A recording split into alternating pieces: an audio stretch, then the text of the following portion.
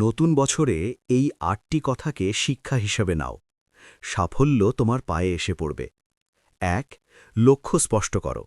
ভালো করব না বলে পরিকল্পনা করো। কতটা, কবে এবং কি করবে। ২. ছোট পদক্ষেপ নাও।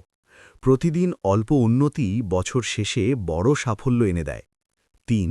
সময়ের মূল্য দাও। দিনের সবচেয়ে গুরুত্বপূর্ণ কাজটি সকালে শেষ করার চেষ্টা করো। ৪.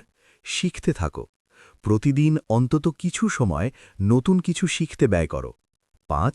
নিজের সাথে তুলনা করো, অন্যের সাথে নয়। গতকালের তোমার সাথে আজকের তোমার প্রতিযোগিতা করো। ৬. ব্যর্থতাকে ভয় নয়, শিক্ষা বানাও। ভুল মানেই শেষ নয়, ভুল মানে ভালোভাবে শেখার আরেকটা সুযোগ। ৭. শরীর ও মন সুস্থ রাখো। ঘুম, খাবার আর একটু নীরব সময় সাফল্যের ভিত্তি। ৮. কম কথা, কাজ বেশি। সবার কাছে হৈ হৈ না করে চুপচাপ নিজের কাজে লেগে থাকো। মনে রেখো, এই বছর শুধু প্রতিজ্ঞা আর বড় বড় কথা নয়, ধারাবাহিকতাকে নিজের অস্ত্র বানাও। বছর শেষে সফলতা নিজে এসে ধরা দিবেই।